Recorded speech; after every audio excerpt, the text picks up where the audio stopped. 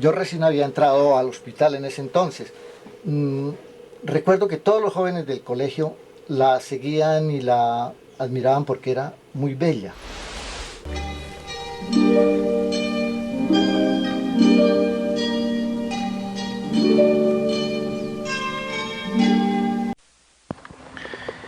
Los invitados de hoy son una pareja que llegaron hace muy poco tiempo aquí a Sesquilé y vamos a ver por qué llegaron aquí a este pueblo. El primero de ellos es don Víctor Manuel Vera Matajira. Bienvenido a este programa. Gracias, Aldemar. Desde mucho tiempo, pongamos 20 años, me gustaba esta región del departamento de Cundinamarca, más que todo el municipio de Sesquilé, porque en ese entonces yo trabajaba con Samper, Industria Samper, aquí en Suez, que se montó esa planta de tratamiento de carbones, por ser zona de carbones este lado de Suezca y Ubaté y todo, o sea, ahí se podría hacer un acopio, también estando cerca al ferrocarril, porque una de las metas de ellos era procesar un carbón aquí, sacar buena calidad y mandarlo a la costa, o sea, para exportación. Pero por políticas de carbón y por políticas de otras cosas no se pudo hacer eso, se cerró esa planta y prácticamente ahí murió ese proyecto de carbones en Suezca. Desafortunadamente murió muy joven porque no alcanzó sino unos 2 años de vida.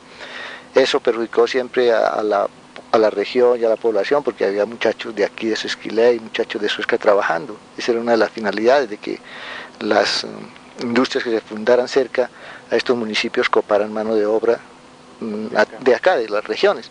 Eso es una cosa buena porque era función social.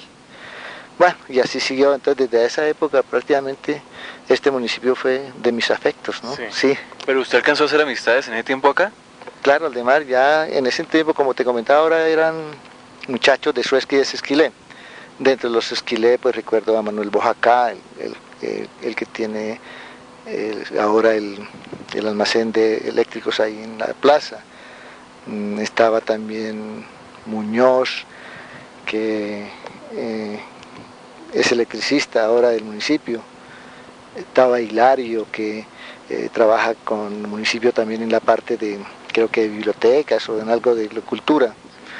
Hay una niña de allá frente a la represa, Benilda Hernández, y era un grupo de jóvenes de aquí de Sesquilé en ese entonces, porque eso hace 20 años, pues eran muy formales con nosotros, los que veníamos de Bogotá, y entonces hacíamos aquí reuniones a veces en el pueblo, y hasta una vez bailamos por ahí en una de las casas antiguas de aquí de Sesquilé, y nos encantaba esta región.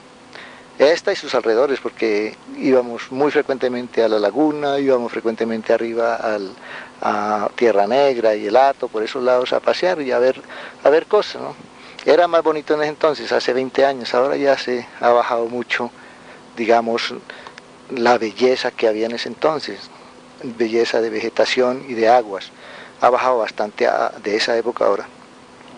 ¿Pero usted de dónde es? Yo soy de un pueblo muy similar en clima, en altura y un poquito casi en fisonomía a Guaca, Santander del Sur. Eso es la misma, es la misma cordillera, la oriental.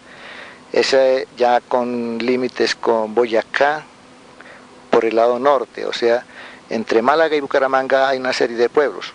Por unas carreteras destapadas se van a ellos pueblos. Uno de esos pueblitos era el mío, Guaca. Por eso a mí, digamos, los pueblos me llaman, porque por ser prácticamente como de estrato pueblerino, de estrato campesino, porque mi papá fue un campesino, teníamos tierras, ganados y vivienda rústica, grande sí, y parecía hacienda, pero no era hacienda, era regularmente grande.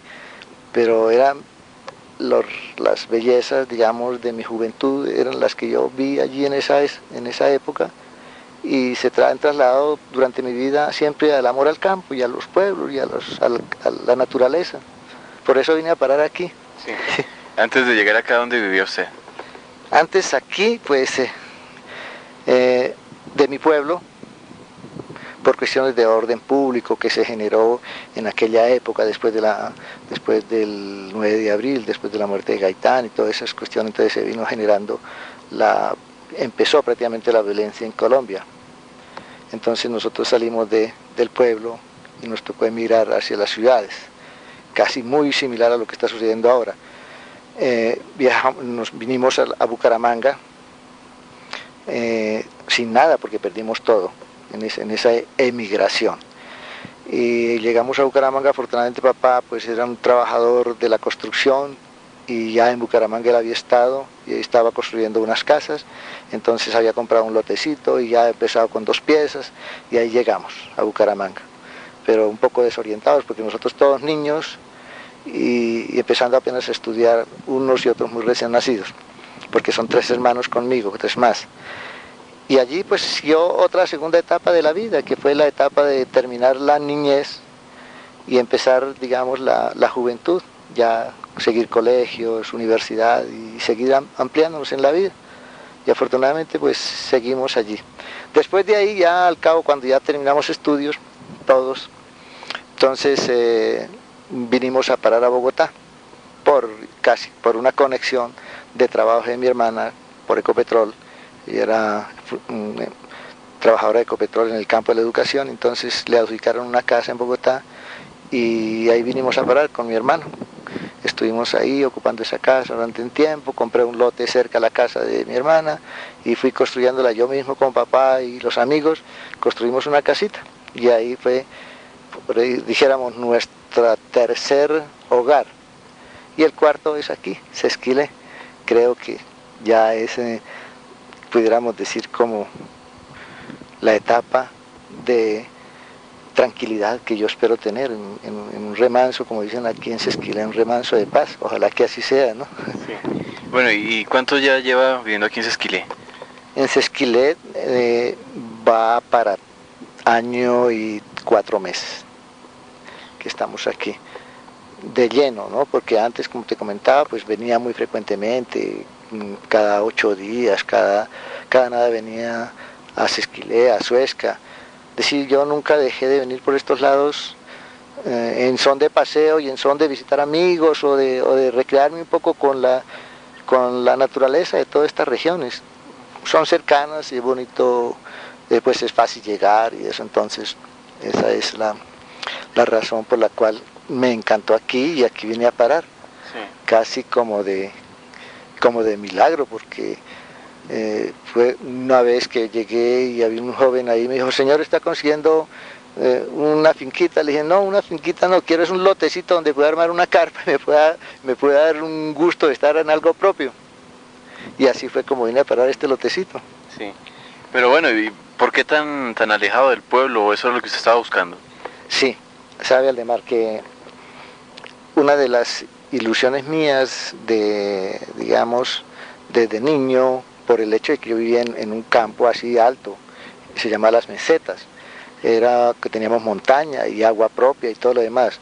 Aparte de eso, cuando yo viajé por Europa, conocí muchos sitios interesantes y casi todos eran en la montaña, todos eran cerca donde había árboles o había vegetación.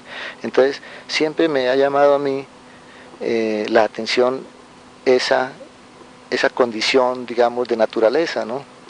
Y mi deseo era siempre, digamos, como terminar mi vida en una montaña, casi no tan alejado de la civilización, pero sí con más tranquilidad. Aquí no es que estemos tan alejados de la civilización y eso, estamos a 2,5 kilómetros máximo, sí, del pueblo, pero es agradable, sí, es sabroso. Aquí ahora, por ejemplo, estar en esta olla es una de las más bonitas de las 5 que tenemos aquí casi al puro frente, porque la olla del Cajón es muy linda por su configuración honda y hay un camino muy hermoso. Después sigue la otra ollita, que es ahí la que llama el camino del Volador. Después sigue otra que es donde vive una viejita Hortensia, y después sigue la nuestra, y después la otra que es la de la Quebrada de la Chorrera allí. Entonces, de esas ollas la que digamos, por fortuna, me tocó a mí esta, que es muy linda. Fíjate que estamos detrás con unos pinares altos y también hay árboles nativos bastantes. Y hay como historias simpáticas de esta parte, porque el camino que va aquí por la derecha, me comentaban los viejos de vivir aquí en Sesquilé, que tiene un nombre muisca, es el nombre que es, como que te dije el otro día, que era este, no, Quinchiga, sí, Quinchiga, que tiene unos significados, parece que quiere decir que es hijo de la montaña, significaría esas tres palabras. Y la montaña que hay atrás, esa que está allá al fondo, después de este cerrito, también por allá pasa el camino de esa montaña, me dijeron que se llamaba Chipchacún. Entonces tiene unos nombres simpáticos que no los he oído en ninguna otra parte. Por ejemplo, en las otras ollas no sé cómo se llamarán, y he estado como averiguándolo y no he podido. Entonces, yo he tenido, digamos, como la inquietud de a ver si logro averiguar por qué razón tienen estos nombres y de dónde vinieron esos nombres y quién se los puso, ¿no? Es posible que hayan sido, digamos, muy remotos el bautizo de esos nombres, y quién sabe quién se los pondría, ¿no? Porque sería interesante saber eso, ¿no? Claro que sí. Además yo también he visto que usted se preocupa por conocer todo esto de las plantas, de las hierbas, de todo esto. A usted le gusta mucho eso, tiene inclusive libros sobre eso. Sí, claro, es que resulta que la Tierra es un ser viviente en toda su extensión. Tenemos, por ejemplo, que el mismo subsuelo, detrás de esta hierba, por ejemplo, donde estamos nosotros sentados, hay una cantidad de microorganismos que están ahí vivitos y están trabajando. Están los gusanitos, larvas, no sé qué más cosas ahí.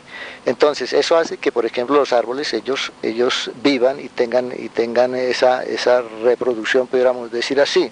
Entonces los árboles también son vida y son la vida más hermosa del planeta, ¿no?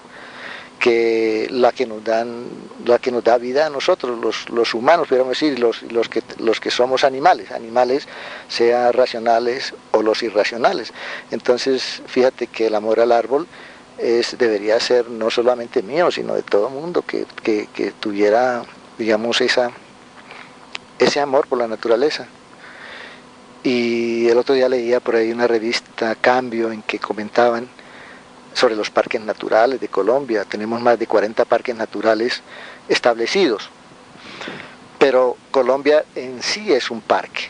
Desgraciadamente no lo podemos disfrutar o no lo sabemos disfrutar porque nosotros los hombres y los mismos colombianos no hemos tenido esa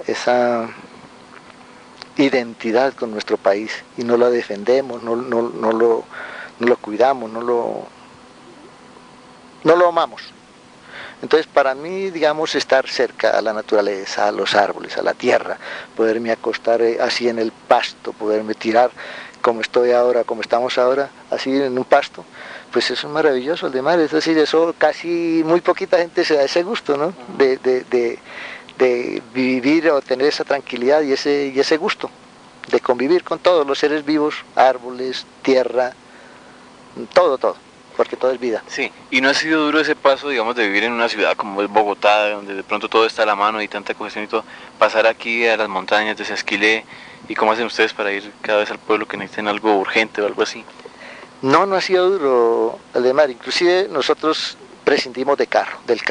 El carro lo dejamos en Bogotá porque hay una anécdota tan bonita que nos pasó hace como año y medio, no más, hace como 2 años, cuando el incendio aquí arriba.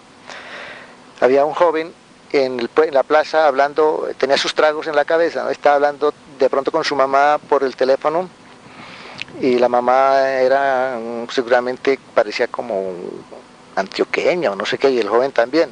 Entonces le decía: mami, por favor, envíame dinero, porque es que aquí yo estoy en un apuro, aquí eso me tienen rodeado de minibuses y eso no, esto aquí, eso es terrible. Entonces, que la mamá seguramente estaba angustiada: ay, ¿cómo va a ser mi hijo? ¿No? Seguramente le estaba contestando eso, me imagino. Sí. Entonces al momento que dice: señor, no, mentira, mamá, eso es no es así. Aquí es al contrario. Aquí, si tú vienes, tienes que venir y descalzarse, porque es una tierra muy linda. Y si usted se demora un poquito parado por ahí, le nace hierba, porque es tan productivo y tan bueno este municipio que es así. Entonces fíjate que no fue duro para mí venirme de una ciudad a un pueblo, al contrario, además, mira, es que hay unas leyes muy naturales que yo creo que se dan en todos los campos. Uno tiene que volver otra vez a sus raíces o a su final o a su principio, más que todo. Con un final llega al principio y es una ley natural, una ley de la vida. Los árboles nacen, crecen, se reproducen, mueren. Entonces, si nosotros hacemos prácticamente ese recorrido, y de pronto mucha gente en nuestro país y en el mundo tendrá que hacer eso, volver otra vez a raíces de campo, o volver a hacer trabajos de campo, porque la industrialización y la tecnología y el avance científico ha llegado a tal extremo o llegará a tales extremos en que no habrá campo en las ciudades se volverán como unas tenazas que aprieten tan fuerte y que la gente no se sienta dentro de ellas, sino que se esté ahogando, entonces tiene que salirse y se viene a los campos. A nosotros ahora pues eso ha sido como casi natural, venir a vivir a un campo. Y no fue traumático ni nada, un poquito para mi señora, tal vez por los hijos, ¿no? Porque los pelados quedaron en Bogotá solitos y entonces ella lloraba aquí cada nada, que qué estarían haciendo, que quién les estaría haciendo de comer, o quién les lavaba la ropa, o quién les planchaba. Pero no, fíjate que también es otra de las lecciones que nosotros quisimos dar a nuestros hijos, que es que ellos sintieran que deben caminar solos ya por la vida a cierta edad, que no deben ser siempre sujetos a normas de un padre o una madre, sino que ellos tienen que seguir su rumbo también, y que de ahora van empezando a formarse así, y así lo han hecho, ya llevan año y medio y todavía no se han muerto los chinos, allá están vivos todavía, claro. Luchando en esta ciudad de cemento y de asfalto y de ruido y de polución, de nerviosismo y de todo. Es decir, ellos, pobrecitos por ellos, porque están sufriendo más quizás que nosotros por su condición, digamos, de vida que llevan allí, que se lleven las ciudades, ¿no? Yo creo que somos felices los que podemos vivir en un pueblo y en un campo, pero que sepamos vivirlo, ¿no? A veces. Sí, y usted se ha vinculado a algunas cosas del municipio, tengo entendido. Pues sí, Aldemar, es decir, es una vinculación casi necesaria, o no necesaria, sino casi obligatoria. Uno debe retribuir a la parte que lo acepta, retribuir a la región que lo adopta en algo. Entonces, nuestra vinculación prácticamente ha sido por el campo de dar testimonio de lo que nosotros vemos en el municipio, y ayudar a que con nuestro testimonio se mejoren las cosas y se conserven, o sea, que se perduren las cosas buenas, y las malas a ver cómo logramos, digamos, que se corrijan, ¿no? Porque todos tenemos partes buenas y partes malas, y este municipio tiene ambas cosas. El año pasado, cuando nosotros regresamos por las Navidades, hicimos una campaña pequeña de que las personas que subieran por estos caminos tuvieran cuidado con la naturaleza, que no bajaran ningunos elementos nativos, y mucho menos los que protegen las fuentes de agua. Algo se hizo y se logró un poquitico, ya en particular nosotros, y colocamos inclusive un letrero, una pancarta donde decía que cuidar el manto de la tierra y los árboles es preservar la vida, y muchos la leyeron, a algunos les pareció buena, a otros de pronto no. Ya este año último, ya para el 99, final de año, hicimos otra pequeña campaña personal aquí, fue la de hacer unas hojitas que le dábamos a las personas, donde poníamos dos figuras, que era el helecho, muy típico de la región, y los frailejones, que son también típicos de Sesquilé, porque hay un páramo muy lindo, el de arriba, el páramo de Pan de Azúcar. Entonces hay una cantidad de frailejones, entonces son símbolos que podían ser símbolos del municipio, y muchos muchachos y mucha gente no los conoce. Entonces nosotros quisimos, en esa forma, en esa hojita donde hacíamos un escrito, diciéndoles que por favor pasearan por las montañas de Sesquilé con respeto, con amor y con cariño, que no tomaran ni siquiera una flor, que la dejaran ahí vivir, que no pisaran por donde hubiera fuentes de agua, nacimientos, que que vieran que eso era la vida, que nuestros hijos más adelante nos lo agradecerían, ¿no? Y si no lo hacíamos así, pues ellos mismos se encargarían de decir, hombre, mis padres, mis hermanos, mi esto hicieron un daño para nosotros, para nuestras generaciones, las que vienen adelante, ¿no?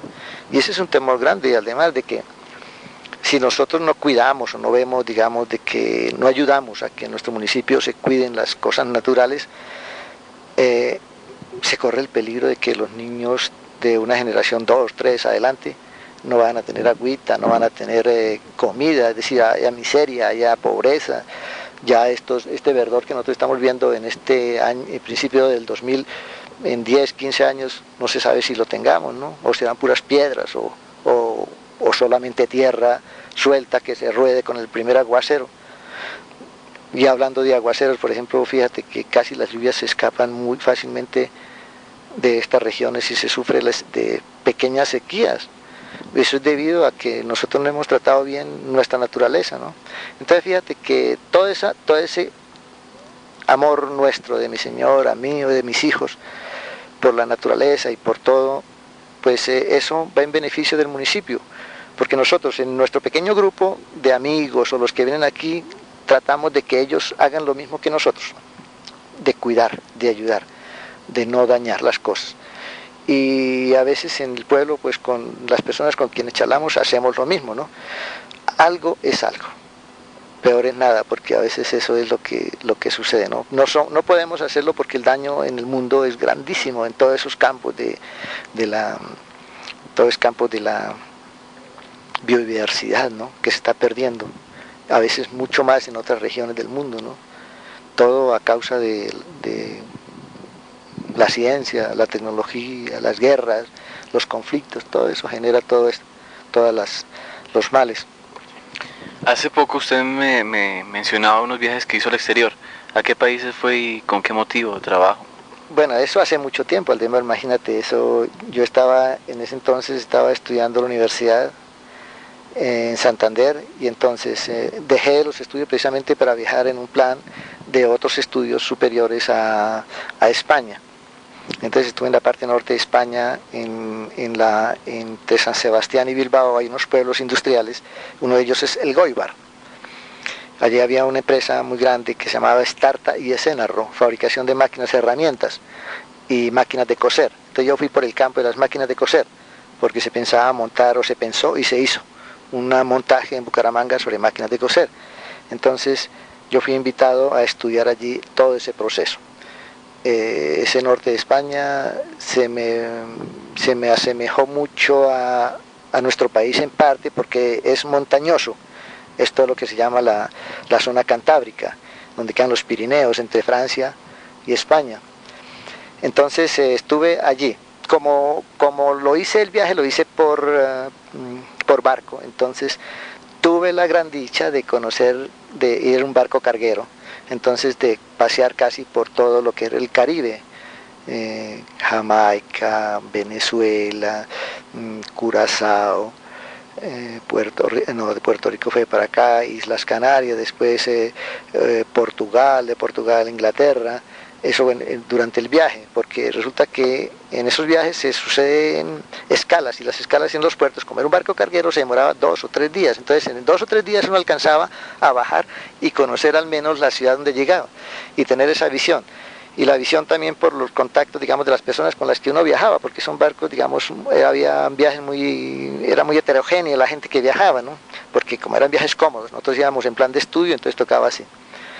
Ya en España, durante la época de estudio, entonces en las veces de vacaciones, sobre todo en el verano teníamos la oportunidad de viajar a otros países. Dentro de ellos, pues, uno de los que más iba era a Francia, a París, porque la ilusión de un americano, pues, era conocer lo máximo que pudiera. Entonces yo fui como 3 veces a París, una en verano, después otra en otoño, y en invierno no, porque estaba muy pesado. Y conocí toda la ciudad a pie, la caminábamos de lado a lado con otro compañero y siempre en el campo de la economía, porque eso lo hacíamos como nos habían indicado a veces otros amigos, que para ahorrar y para ganar dinero no gastándolo era fácil hacerlo en esa forma.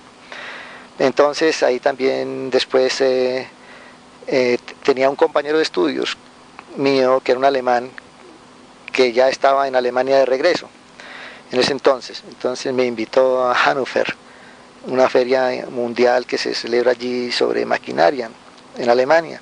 Entonces estuve en Alemania también. Después estuve por toda España, en todas las partes. Es decir, nosotros en cualquier campo que nos quedaba en el estudio, cogíamos un tren de vía rápida o un avión y salíamos a pasear. Esa Navidad, un año viejo, lo pasé en Madrid. En Madrid, y para mí fue muy emocionante porque estaba la televisión, por ejemplo, grabando un programa para todo el mundo. Y dio la suerte de que nos entrevistaran a nosotros en ese entonces porque estábamos ahí justo donde estaba la televisión, ¿no? Entonces no sé si de pronto lo vieron en nuestra patria algunos amigos. Entonces eso fue interesante.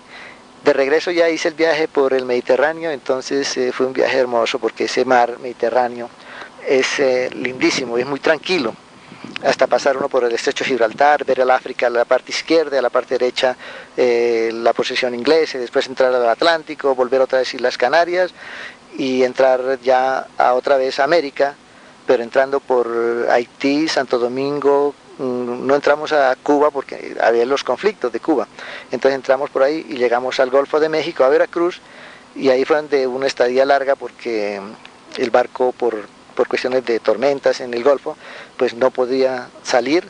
Entonces demoramos casi 8 días en México. Entonces aproveché para ir a Ciudad de México y casi pasé gran parte de ese país. Entonces ese fue así un pequeño recorrido que hice en mis viajes de ese lado, ¿no? Y después aquí pues Colombia, que era lo que más importa para nosotros los colombianos, pues es necesario conocerlo. Y entonces lo conozco en gran parte del país. Porque, como le digo, no es bueno que un colombiano desconozca a su país.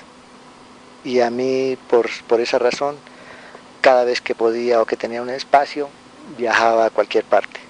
Desde arriba, desde la parte del mar Caribe de San Andrés hasta abajo, hasta Nariño, todas esas partes. No toda su totalidad, su extensión, ¿no? Sino así, los sectores que son más fáciles de conocer y más. Pero todo era por amor, digamos, a lo bello que es nuestro país, como te comentaba hace un rato, ¿no? Es un parque nuestro país. Además que sus hijos también, ellos han paseado bastante, ¿no? Cuénteme, hable un poquitico de ellos. Los hijos sí sobre todo el mayor, ¿no? El mayor, los hijos míos son 3, son 2 varones y una mujer. Ya mayores de edad todos y ya profesionales 2, el mayor y la niña, que nosotros le decimos niña, ya es una mujer, ya son profesionales, el uno electrónico y la niña es economista. El menor está estudiando actualmente ingeniería de, como que te dije otro día que estudiaba este pelado, geología en la Nacional. Entonces, de esos 3 el que más ha viajado es el mayor, por una razón muy sencilla, porque es que resulta que él desde que estaba niño, cuando empezó sus estudios en la universidad, él empezó niño en la universidad a estudiar, porque estudió música, bachillerato musical en la Universidad Nacional, le encantaba, y al mismo tiempo que estaba estudiando el bachillerato clásico, entonces salió bachiller 2 veces, casi en la misma época, música y clásica. Y bachiller clásico. Después pasó a la Universidad Javeriana. Entonces, en la Universidad Javeriana él siguió con su música porque él ya había hecho su bachillerato. Entonces, la música, su especialidad era el instrumento del violín. Entonces, él ingresó a la Tuna Javeriana. Por estar en la Tuna Javeriana, entonces, él tenía muchas prerrogativas. Entonces, cualquier festival que se sucediera dentro del país o fuera del país, la Tuna era invitada.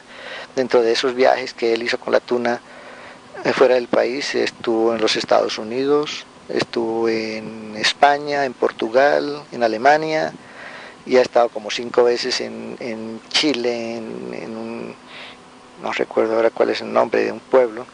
Es decir, él ha viajado con la Tuna por todo Colombia y por fuera de Colombia. Entonces ese es el que más ha viajado. La niña sí apenas ha ido a San Andrés y a Venezuela. Y el menorcito sí estuvo, él sí ha viajado también fuera del país, estuvo en Alemania el año pasado haciendo un curso sobre cuestión de geología y sobre sobre conocimiento del impacto que el hombre hace al medio ambiente en los países industrializados, más que todo en Alemania. Entonces le estuvo haciendo un curso muy interesante en el semestre pasado. Y actualmente pues sigue su carrera ahí en la Universidad Nacional. Entonces esa prácticamente es así, a grandes rasgos, la vida de mis hijos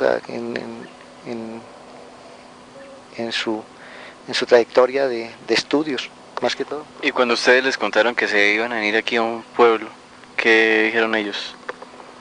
No, pues ellos encantados, porque mira, Aldemar, es que nosotros lo hicimos prácticamente por ellos, porque un padre hace las cosas más que todo es por sus hijos, ¿no? Decíamos la función natural es de que los padres siempre están en función de los hijos, o los hijos son la razón de ser, a veces de ser padres también, ¿no? Entonces de ahí la responsabilidad de las dos cosas, digamos, padre-hijo, hijo-padre, ¿no? Hijos-padre. Nosotros lo hicimos por ellos porque queríamos que tuvieran a dónde gozar la tranquilidad de un ambiente en algunos momentos de su vida.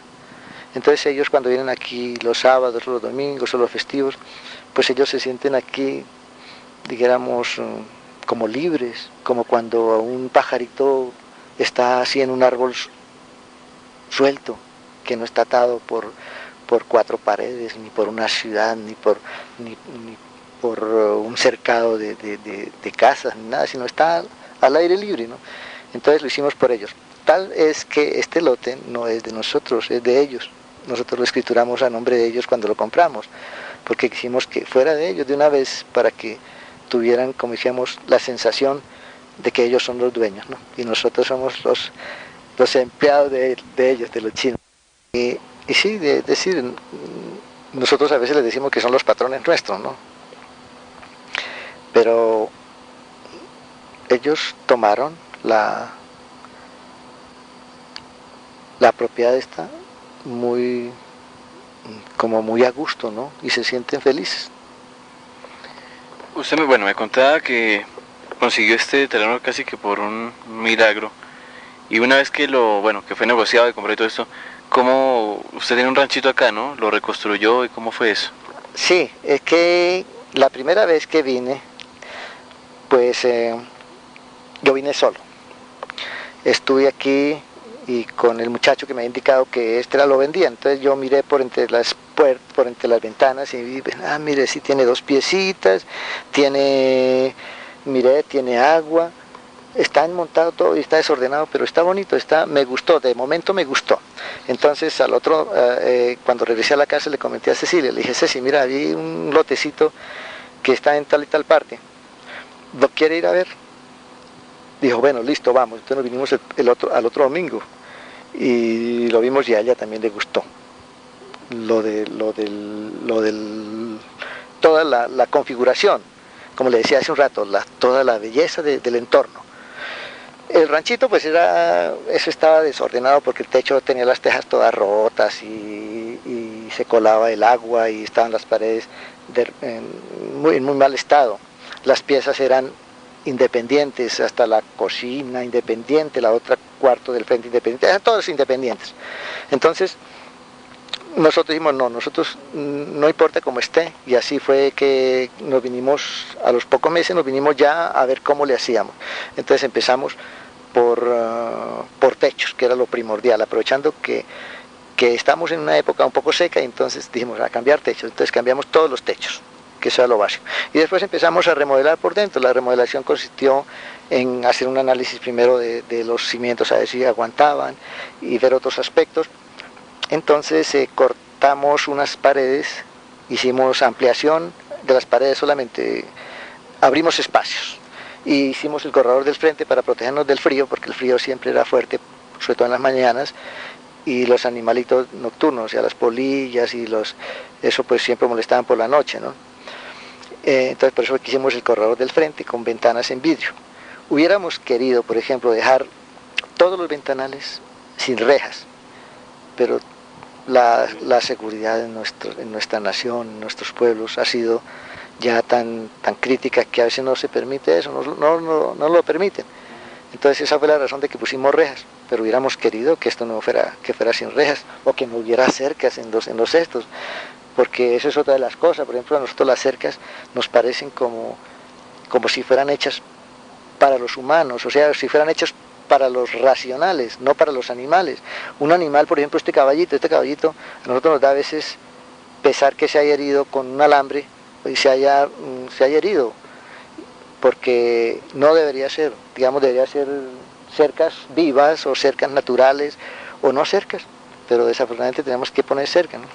Entonces así fue, acondicionamos el ranchito con las 2 piecitas y ahora vamos a hacer otras cosas ahí, algo interesante, ¿no? Por ejemplo, vamos a hacer una cosa que a muchos les causa un poco de cuidado, es que vamos a hacer un jardín con baño. Es decir, el jardín con baño es que dentro del baño, o sea, dentro del baño, pues irá a haber su inodoro, su lavamanos, una tina y la ducha, y aparte de eso, un jardín interno. Y será con tejas plásticas por encima. Entonces queremos tener una comodidad y al mismo tiempo un goce de estar uno en un momento dado bañándose, entonces siente que está como entre un jardín. Es decir, creernos un poco como hacían los antiguos, tal vez se bañaban en jardines, o añorar un poco las casas antiguas. Recuerda, Aldemar, que aún existen casas antiguas en que el baño se hacía en un jardín, y el baño se hacía en forma de chorrera, o sea, no era con regadera ni esas cuestiones, sino era con agua fría y en chorrera, y que le caía a uno un chorro en la cabeza y daba en un pozo. De pronto hacemos eso aquí, a ver si nos sale la cuestión en esa forma. Sí. ¿Y ustedes aquí qué animalitos tienen? Animalitos, en este momento solamente tenemos una yegua y un potro. Una yegua con la que montamos y un potro. Teníamos una burrita, hemos tenido dos burritas. La primera se llamaba Lupita, esa nos ayudó a subir un poco de materiales. Después la cambiamos por otra que se llamó Lupe, que era más grande, más fuerte, entonces nos ayudó a subir otros pocos de materiales. La segunda tuvo cría y fue un burrito. Le pusimos Platero porque era tan lindo, y como mi señora es profesora, pues no ejerció nunca la profesión, pero sí ella fue licenciada en lenguas y en español y todo eso. Entonces ella a sus alumnos pequeños a veces les hacía leer el librito ese de Juan Ramón Jiménez, Platero y yo. Entonces por eso es que le pusimos Platero a ese burrito, pero ya se fueron para otro dueño. Sí. Y hay una perrita que tenemos que es una charpén, que es arrugadita, ¿no? A esas que le sobra cuero, ¿no? Pero son perras de un temperamento muy noble y no son peligrosas, no son agresivas, ¿no? Esos son los animalitos que tenemos. Y el resto, pues pajaritos, que aquí hemos visto aquí cerca halcones, o sea, los pequeños los pequeños hermanos de las águilas. Es posible que, como estamos cerca de las montañas, arriba de las rocas, ellos tengan nidos. Afortunadamente todavía se están conservando eso. Y otras cosas que hemos visto aquí ya están volviendo las ardillitas, porque con el incendio de hace 2 años, pues claro, se fueron todos los animalitos y se perdieron. Entonces, con eso estamos volviendo, como digamos, a ver esa vida animal, que es hermosa. Aparte que nosotros el año pasado sembramos 360 árboles nativos, y casi todos con función de dar frutos a los animalitos, o sea, a las aves, porque todos son de fruta pequeña para que ellas puedan comer, ¿no? Entonces tenemos, la humata nos obsequió todos los arbolitos, y nosotros con Cecilia los sembramos, y yo creo que tenemos más del 90% de éxito en ese sembrado de árboles. En la fuente de agua que está allá arriba sembramos más de 60 árboles alrededor de la fuente, para ver si la conservamos, porque nos toca, por obligación casi. Bueno, ¿y cómo lo ha recibido la gente del pueblo, la gente que lo ve, que los va conociendo a ustedes? ¿Cómo los ha recibido? Pues en un principio, más que todos los que quedan los más vecinos, ¿no? Siempre sienten siempre se nota como un recelo por los recién llegados, y eso es natural y es muy normal. Pero de resto bien, porque nosotros pues recién llegados lo primero que hicimos fue presentarnos a las personas que son funcionarios públicos, como para que fueran conociéndonos y viéndonos. Entre ellos, por ejemplo, los funcionarios de la UMATA, el alcalde, y algunas otras personas de la inspección de policía. Yo estuve allá una vez saludándolos y presentándome, ¿no? Para que supieran que ha llegado una persona nueva a una parte, a un municipio. Y eso es importante porque saben a qué viene y en qué plan llega. Porque a veces uno de los peligros de nuestros municipios y los peligros de una región es que llegue personal desconocido y no se sabe de dónde vienen ni qué vienen a hacer, y si vienen solamente de paso a alquilar una pieza o alquilar por una finca y se va y después no se sabe qué van a hacer, ¿no? Pues en principio hubo un poquito de recelo en ese campo, pero ya después cuando vieron que nosotros éramos dos viejos que veníamos aquí a descansar y que inclusive trabajábamos como cualquier persona, subiendo ladrillos, subiendo arena, hasta mi señora que nunca había hecho eso, subir a ladrillos, subir arena en una burrita, dirán estos tipos o son locos o quién sabe qué serán, ¿no? Sí, es decir, porque a nosotros ya no nos interesa el qué dirán de la gente o el qué dirán, mira que ellos están haciendo esto o están recogiendo estiércol de los caballos para crear un abono que se llama el abono orgánico. No, a nosotros nos encanta y lo hacemos a veces así. Entonces, por el lado el encaje con las personas del pueblo no fue difícil.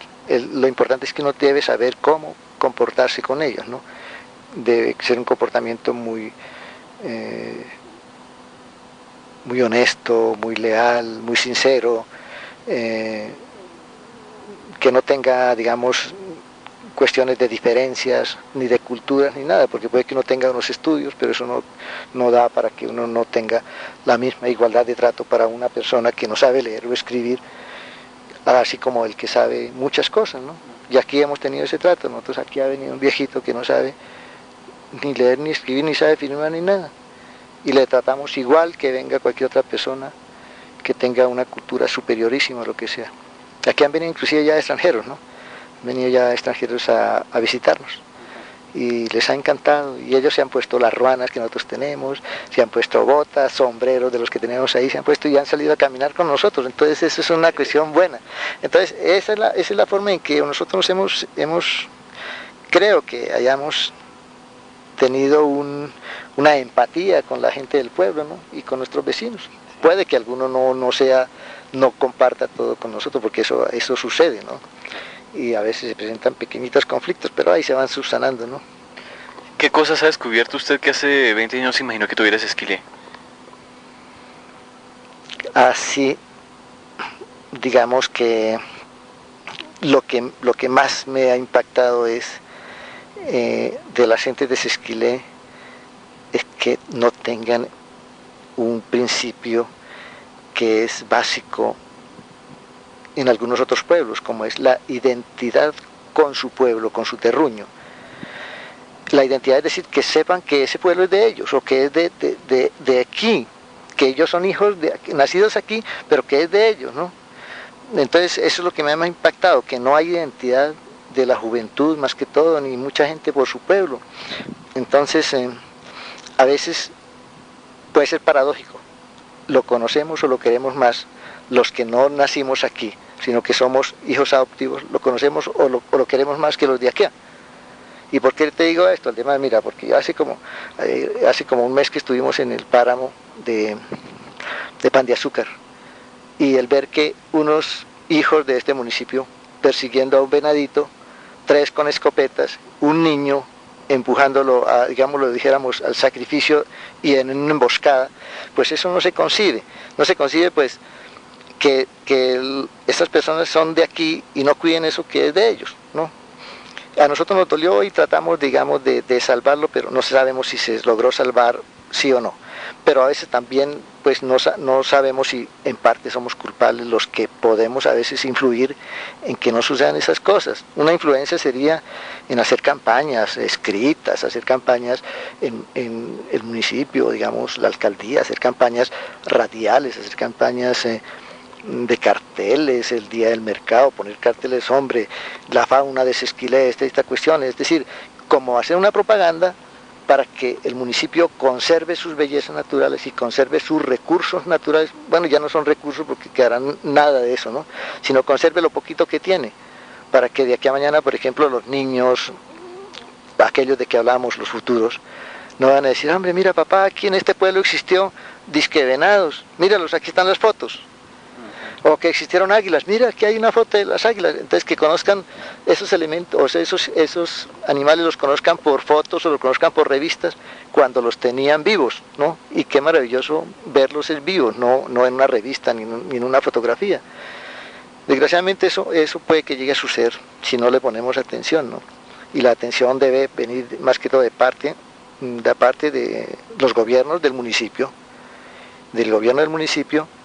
y el municipio influir mucho, por ejemplo, en la educación, en las escuelas, ¿no? Es cierto que el medio ambiente está, el Ministerio del Medio Ambiente está haciendo mucho hincapié en que en los colegios y escuelas de todo Colombia se hable y se concientice a la gente sobre la cuestión del medio ambiente, porque es crítico en nuestro país. Entonces, aquí Sesquilé le hace falta eso. Entonces es lo que más me con respecto a lo que me preguntabas antes, además de que me ha impactado. Entonces esa falta de identidad de mucha gente del pueblo con su municipio y con sus bellezas. Muchas personas no conocen ni siquiera que la laguna del Guatavita es del municipio y no la conocen. Pues a veces se justifica porque dicen, no, nosotros cuando tenemos algo cerca a veces ni lo notamos, ¿no? Pero llega otra persona de otra parte y él sí lo nota y lo goza, ¿no? Y lo goza y vive con él bien. Don Víctor, usted en medio de esta paz, de esta naturaleza, ¿qué hace en sus ratos aquí? Aquí los ratos, bueno, mis ratos aquí son agradables desde que me levanto hasta que me acuesto. Por las mañanas, pues, el tinto a la cama, pero lo llevo yo, no mi señora, ¿no? Entonces, porque pues la mujer es uno de las personas o de los seres más queridos de todo el universo. Uno por las mujeres hace todo y son la razón de ser de la vida, porque son las gestoras de la vida, ¿no? Pues el macho tiene su injerencia ahí, pero la mujer es más. Entonces, pues yo llevo el desayuno a la cama, cafecito lo primero, y después levanto a regar matas, riego las matas, después levanta a mi señora, entonces ayuda, después a llevarle agua a los potricos y gozar a veces las mañanas o las madrugadas, que son muy hermosas, porque cuando hay la neblina, el pueblo no se ve, abajo no se ve nada, se ve como un manto blanco. Entonces, cuando después empieza a despejarse, empieza desde arriba, desde las montañas de Suezca y de Nemocón, empieza a verse despejarse esas montañas y va bajando la línea y va subiendo aquí hasta que se despeja. Entonces aquí el sol nos llega por allá a las 8 de la mañana, es tardecito, porque resulta que el sol sale aquí por detrás de esta montaña, entonces hasta que no atraviesa la montaña de atrás y entonces no nos llega. Entonces son espectáculos que nosotros vemos y que gozamos así.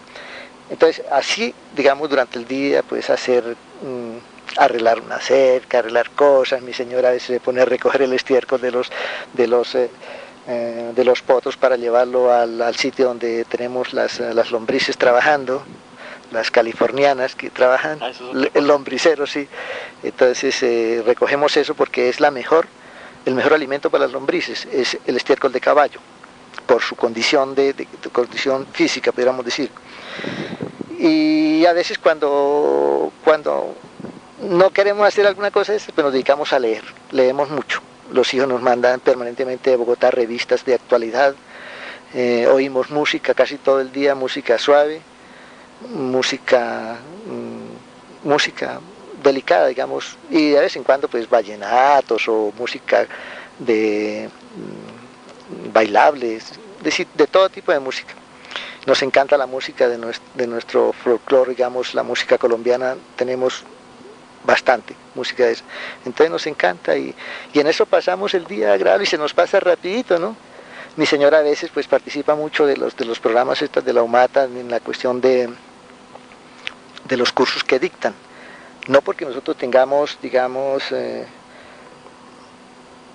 gran extensión de terreno en que podamos aplicar todo, pero sí nos sirve para nuestro conocimiento y para nuestro interés, digamos, de conocer y de saber cómo se hacen las cosas. Nada tiene de raro que de aquí a mañana nosotros resultemos haciendo algún producto de esos de que nos ha enseñado en Lumata, resultemos haciéndolo para bienestar, por ejemplo, del municipio o de esto que digan, hombre, allí se hacen tal y tales cosas, ¿no? Se puede, sí, porque ese es otro de los asuntos que a veces se pierden en los pueblos. Los municipios, los gobiernos tienen programas para desarrollar y para hacer, y los dictan gratis en los pueblos, y mucha gente no va porque no sabe o porque le da pena o por pereza no asiste a esos cursos. Entonces pierde oportunidades de conocer y de conocer algunas formas de progreso. Y digo de progreso es porque jóvenes, por ejemplo, que no están estudiando, si hicieran todos estos cursos, de aquí a mañana podrían ser los empresarios, los pequeños empresarios de un tratamiento de leche, de un tratamiento de pastos, podrían ser administradores de una finca, podrían poner, digamos, de pronto un negocio en una carretera que les diera su vivir, como lo hacen en muchas partes de esto, que los productos que se procesan en un municipio o se procesan en una región son sacados para que los conozcan otras gentes. Y aquí es fácil, aquí en Sesquilé, hacer todas esas cuestiones, porque fíjate que estamos en un corredor de paso obligado de gente que viene, de turistas que pasan a conocer una de las bellezas que son nuestras, una de las bellezas que son nuestras, de Sesquilé, como es la laguna. Entonces por aquí semanalmente pasan, póngale 5.000, 10.000 personas, no sé cuántas, fin de semana, los sábados y domingos, a conocer la laguna sagrada nuestra, la laguna del Guatavita, que es una laguna sagrada y que mucha gente ni siquiera sabe que es sagrada y por qué es sagrada, ¿no? Sagrada porque, imagínense, nuestros antepasados, los indígenas, hacían sus ritos allí, sus ritos religiosos, ¿no? Por eso se dice sagrada. Lo del oro y lo de eso ya es pasajero, porque eso ya es de historia, ¿no? Ya no hay nada de eso, pero sí el recuerdo de eso debería perdurar. Y fíjate, si esos muchachos, por ejemplo, los esquileños, trabajaran en esos campos del conocimiento, de conocer cómo se hacen las cosas, podrían en ese momento estar industrializados y estar, pudiéramos decir, como formados en cooperativa o en grupo, lo que sea, y administrando cosas para vender a esa potencial turístico que llega a la laguna y tener allá eran sus estaciones de ventas y todo, y hasta de guías turísticos. Pero aquí, por ejemplo, en Sesquilé hay otra, por la apatía, por ejemplo, aquí no hay una oficina turística en que le digan, mira, nosotros aquí en Sesquilé lo podemos llevar a la laguna del Guatavita, lo podemos llevar a tal parte, le podemos hacer este paseo, lo hacemos a pie, o lo hacemos a caballo, lo hacemos en carro. Entonces poder tener paquetes de eso, pero dirigido por sesquileños, no dejar que otros vengan y lo saquen, ¿no? Y los hagan y ganen ellos esos beneficios, ¿sí? Esos créditos, ¿sí? Entonces mira, todo eso va encadenado, Aldemar, a nuestra participación en la vida de este municipio. Ahora, nuestra participación pues es modesta y es discreta. Nosotros a veces tratamos de ayudar en lo que podamos.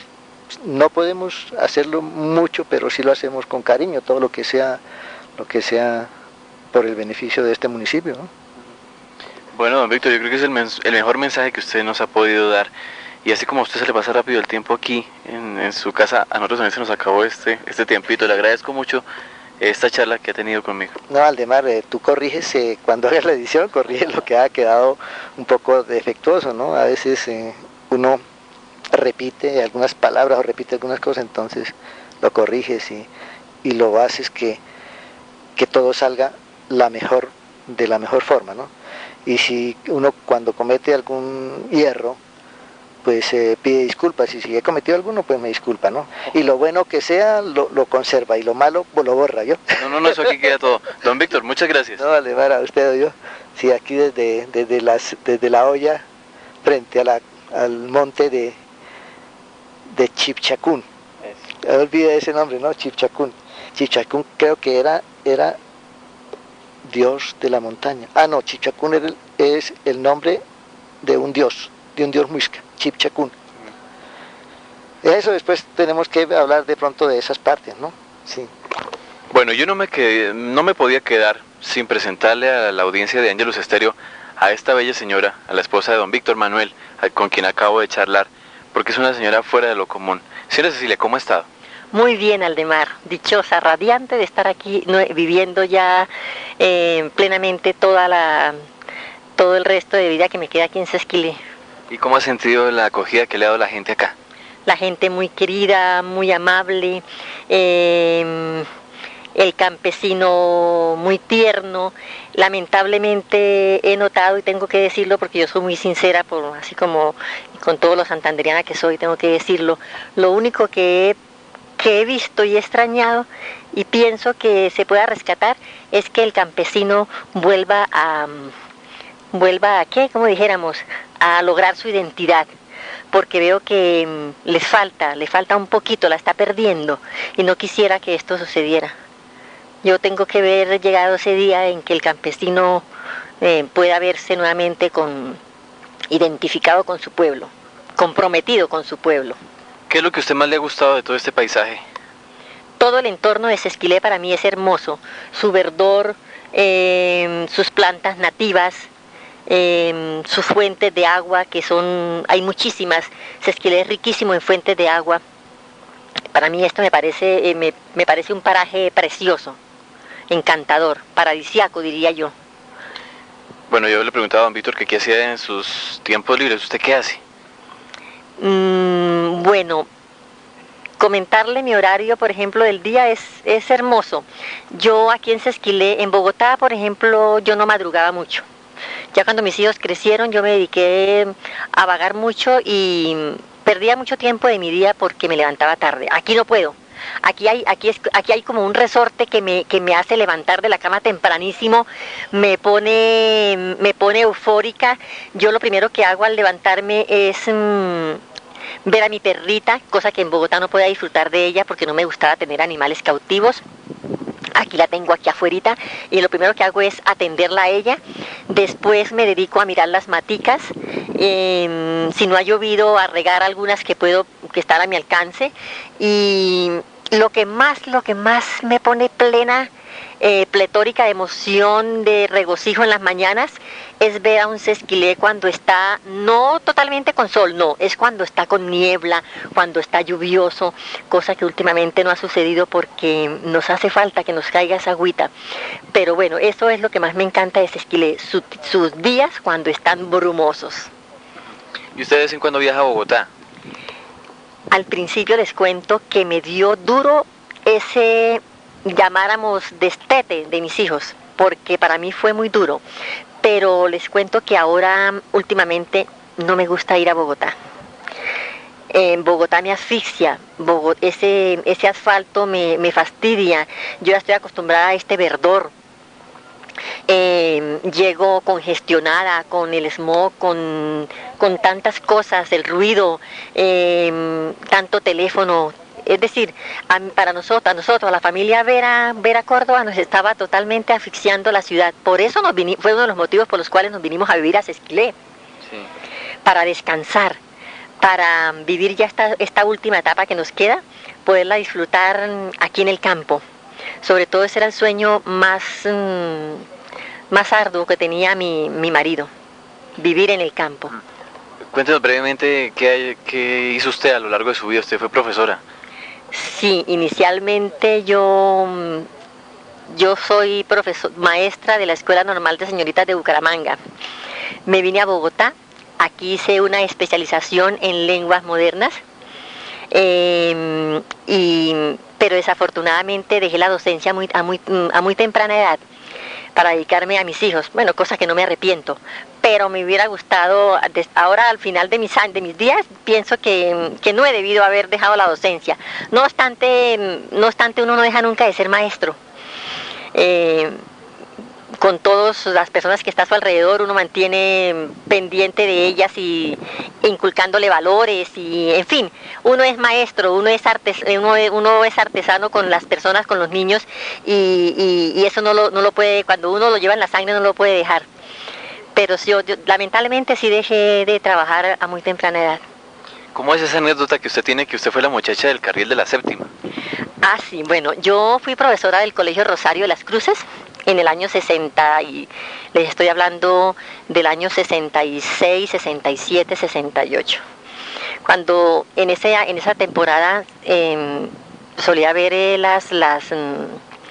las 2 jornadas de estudio, y después del almuerzo con un grupo de compañeras nos salíamos a recorrer la séptima, a darnos un septimazo que llamábamos nosotras.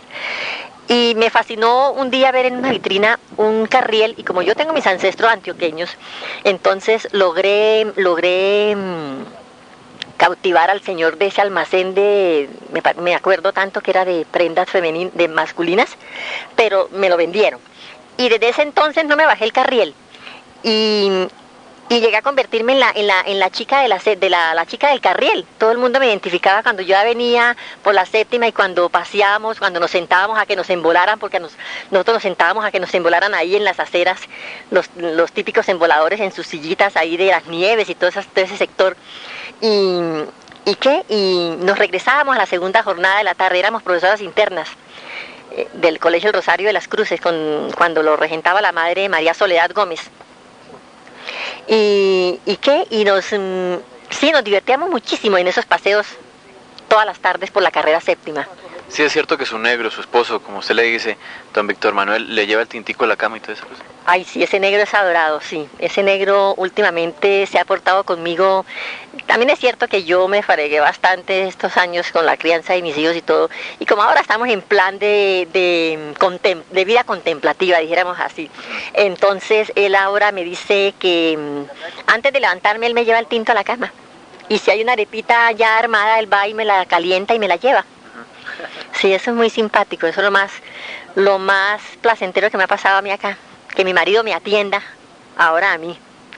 Bueno, señora Cecilia, yo quisiera que finalmente usted me dejara un mensaje pues, para todos los oyentes de Ángelus Estéreo. Ángelus Estéreo, tengo que decirles lamentablemente que no sé por qué motivo en mi casa o en mi radio no me llega la señal de Ángelus Estéreo, cosa que lo lamento enormemente. Pero ya por ahí me dieron unos truquitos para ver si la puedo captar. A los oyentes y a todos, que disfruten de este terruño, que lo saboreen día a día, minuto a minuto. Yo pienso que mucha gente de aquí de Sesquilé no sabe lo que tiene, no sabe este tesoro que tiene, y deben rescatarlo, porque Sesquilé es hermoso, Sesquilé es muy lindo. Desde hacía muchos años, cuando pasábamos por aquí, por la carretera central, mi marido y yo siempre decíamos, casi que al unísono, decíamos, él me decía negra y yo le decía negro, tenemos que tener algo aquí en la montaña. Y se nos dio. Para nosotros esto es un verdadero milagro.